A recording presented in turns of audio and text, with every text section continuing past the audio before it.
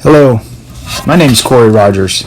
I'm an instructor with PNCI. We're here today to talk about story poles for lap siding. As you can see, your project is going to be very similar to this one. You're first going to install Tyvek, then you're going to install the window. At the bottom of the window, you're going to use this as a reference for your horizontal control line. On the plans, it calls for a transition strip, just like this one here. The top of that transition strip should line up with the bottom of your window. The bottom of the transition strip is where your lap siding butts into. As you can see here, this is what horizontal lap siding looks like by Hardy manufacturer. So first off, we're going to start with measuring from the bottom to the bottom of your siding to the bottom of your transition strip. We have 38 3/8 inch. The bottom of that Hardy should lap a minimum of 1 inch onto your foundation. That is per manufacturer specifications from Hardy. Hardy comes out in this particular case at 8 1/4 inch. The plans call for a 7-inch exposure with a minimum of 1 1/4 inch overlap. Taking our calculator, we're going to take that 3/8 of an inch, 38 3/8 of an inch, and divide it by our exposure, which is 7 inches. That comes up with 5.48 pieces. That's the number of lap siding that is needed to cover this area. Since we can't have 0.48 pieces, a craftsman will not have a little tiny strip at the top. They want to even that out, space it out over the height of the wall. So now we're going to take 38 3/8 of an inch and divide it by 6 pieces. And that comes up with our exposure, our true exposure of 6 3/8 of an inch.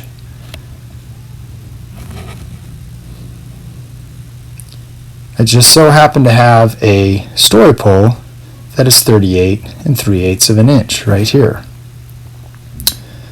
So marking on our story pole, starting at the bottom, we're going to measure up our exposure, 6 3/8 of an inch. Okay, Hardy comes in 8 1/4 inches, so next we're going to mark 8 1/4. In between these two marks is our overlap. So the deal is, the thing to remember is to measure from your exposure each time. Mark your exposure and mark top of Hardy, 8 1/4 and 6 3/8. Next, measuring from your exposure, 6 3/8 and 8 1/4. That's your overlap. Measuring from your exposure, mark your 8 1/4 and 6 3/8. You're going to continue that all the way to the top.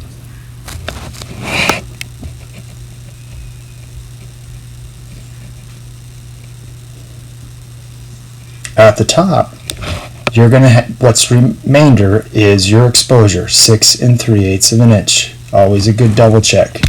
Also, that 8 1/4 inch Hardy plank has to be ripped down to this measurement, 6 3/8. Since somebody's going to come behind you and probably use this story pole, make sure that you mark and indicate what your markings are on your story pole.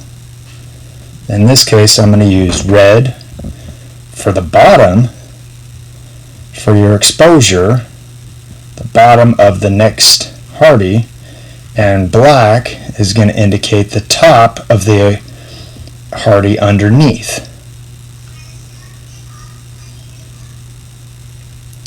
In the field, we're going to always mark the black or the top of the hardy underneath. This is what we're going to be able to see. If you mark the bottom on your wall, you will not, it'll get covered up by the next piece. Here I'm marking overlap just to emphasize that these marks are the overlap.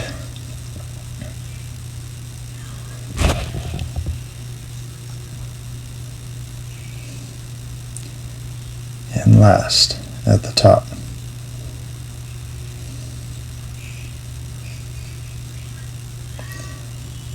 At the bottom, there's one more thing we need to do, and that's mark our starter strip. That's what gives this bottom piece the kick out that it needs to mirror the other pieces. Start 1/4 inch up. It needs to be up a minimum of 1/4 inch. That way, as water rolls down the face, it creates a drip edge and water drips off the face rather than rolling underneath it.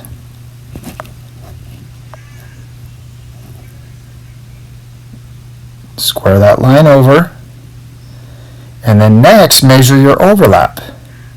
Your overlaps are all different, but there needs to be, for 6-inch and greater hardy siding, needs to be a minimum of 1 1/4 inches. In this case, it measures 1 7/8 of an inch.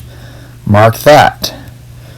For your project, we're going to use lath. And lath comes in 1 1/4 inches wide, so the top of this is going to need to be on that line so that it gives every piece the same profile, the same batter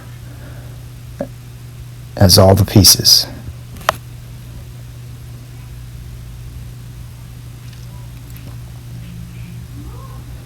Take this story pole, now that it's complete. A good practice is also to mark on the sides of your story pole so it's easier. Down at the bottom you can see I have my exposure and my mark for my exposure. That board laps up behind and there is a mark on the wall for that piece. The next piece, you can see where the exposure is marked, and the top of that board has a mark on the Tyvek underneath. Same with this piece, and then we're going to be marking the tops. That's the board, that's the part that we can see for the next piece. Like that, right on your hardy, or excuse me, right on your Tyvek. That last piece, as a reminder, gets ripped down to the width of your exposure. In this case, it would get ripped down for 6 3/8 of an inch.